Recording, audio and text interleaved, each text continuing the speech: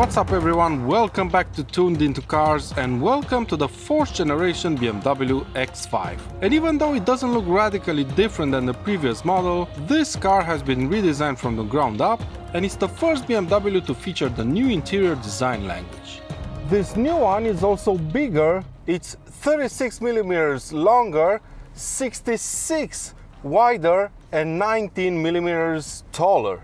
And believe me, even if you would have not known these numbers, as soon as you step inside this car, you actually feel their effect. The cabin is huge, I can barely reach to the other side, and if I look in the rear view mirror, I feel like I need a taxi to reach the back window in time. Also, the people on the street seem to be responding to the size of this thing.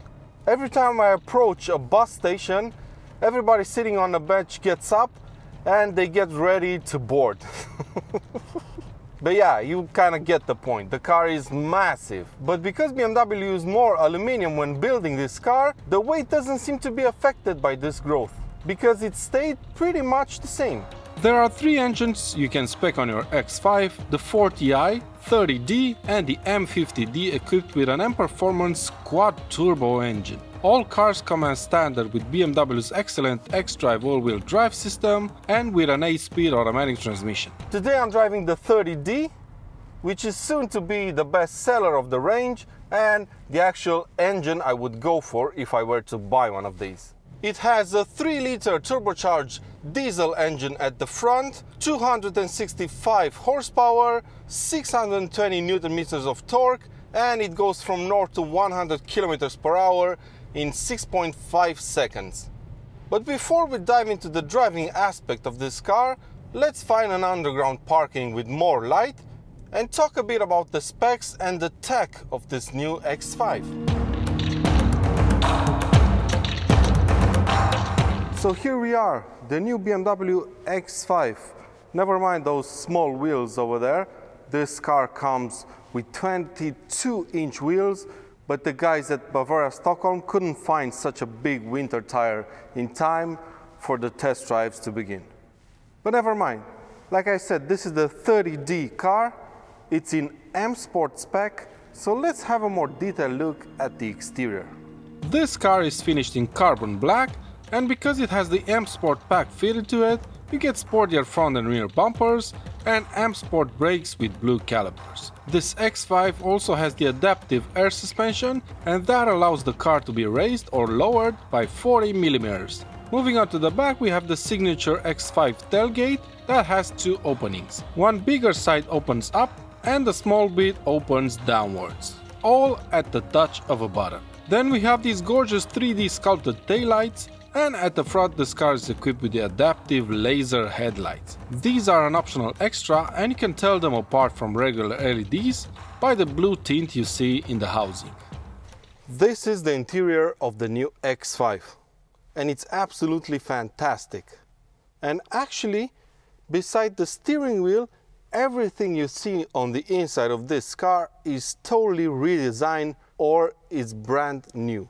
We have a new dashboard design, a new infotainment system with its screen and new controls, and we also have the new instrument cluster that comes with iDrive7. So let's see this interior in more detail. The leather upholstery is called Vernasca Cognac, hope I pronounced it well, and it's a really good quality leather. The front seats are the comfort ones, they're electronically controlled with memory functions.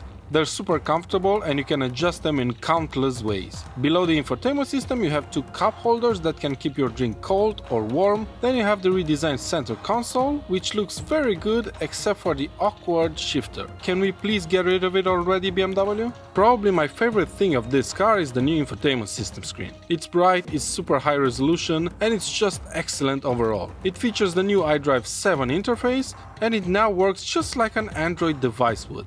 It has multiple home screens, you can swipe to go from one to another, and you can add or remove widgets on each of the screens, which is great because you can personalize the system in such a way that you would never have to go into submenus to find any of the features you use more frequently. It's just an excellent upgrade to an already pretty good infotainment system if you ask me. What's not so excellent in my opinion are the instrument dials. They're fully digital now and their design is a bit weird. But that's not the problem I have with them, but the fact that you can't really personalize them. I mean, sure, they change a little when going through driving modes and you can add various information on them, but that's kind of it. You can't have the map in full screen, you can't change the way the dials look and so on. Speedo on the left, map in the middle and rev counter on the right. That's the only layout you get. And also, some of the icons that show up feel like an afterthought. I wish they would have integrated them better. Just look how much space there is back here. I've set up the seat in front of me to my liking and I have pretty good knee room, actually. Lots of headroom even though we have this huge panoramic sunroof. And I like the fact that the back passengers are also well taken care of in terms of tech. You have an USB-C port over here. Then on the right side you have a mount where you can add an iPad holder here, a coat hanger and I don't know, various accessories that BMW is willing to sell you. Then down here we have climate controls and heated seats controls. And I also like the fact that the transmission tunnel is very, very small, so a third person can ride in quite good comfort back here. But that's kind of it. Let's take this X5 out for a drive.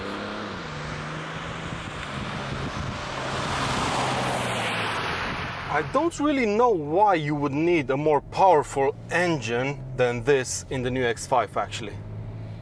It feels fast, it really is fast. 0 to 100 kilometers per hour takes 6.5 seconds in a 2-point-something ton car, which is quite impressive if you ask me. And with 620 Newton meters of torque, you've got plenty of pulling power. On the other hand, it's quite economical, it's quiet and refined around town, and when you pair it with this awesome 8-speed automatic transmission, this becomes one of the most relaxing cars I've driven this year. One very cool feature the gearbox has is the fact that in automatic mode it also shifts with the help of the navigation system. So if you're approaching a hill for example and the revs are around 1500 RPM let's say, the transmission will downshift right before you start the climb so that you have enough torque at your disposal. So basically the navigation helps the gearbox to be prepared for upcoming pieces of road. Suspension is quite good, actually it keeps the body roll to a minimum when you put it in sport mode. But at the same time, it doesn't ruin the comfort at all.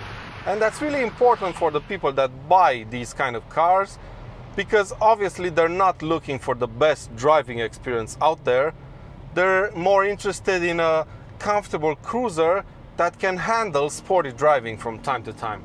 So when you're just cruising around, why not use the Driving Assistant Professional Optional Extra? It's a feature that combines the adaptive cruise control system with an advanced lane keeping assistant, and it will basically drive the car for you, and if you come to a complete stop you don't have to push the accelerator pedal to get going again. It does that automatically. Pretty cool! And then you have this pretty big heads-up display, probably one of the best in the industry, that lets you keep your eye on the road while at the same time getting all the information you need regarding speed, driving mode, navigation and so on. The 3D view of the X5's camera system is pretty cool as well. It basically lets you see the car from any angle, just as if you were outside moving around it.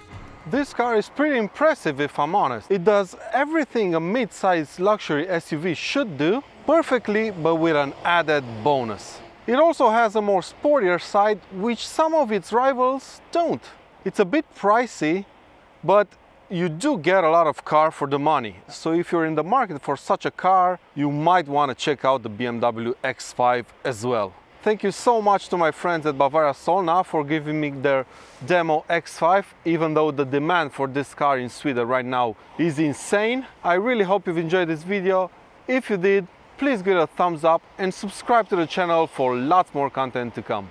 And until next time, take good care of yourselves and I'll see you around.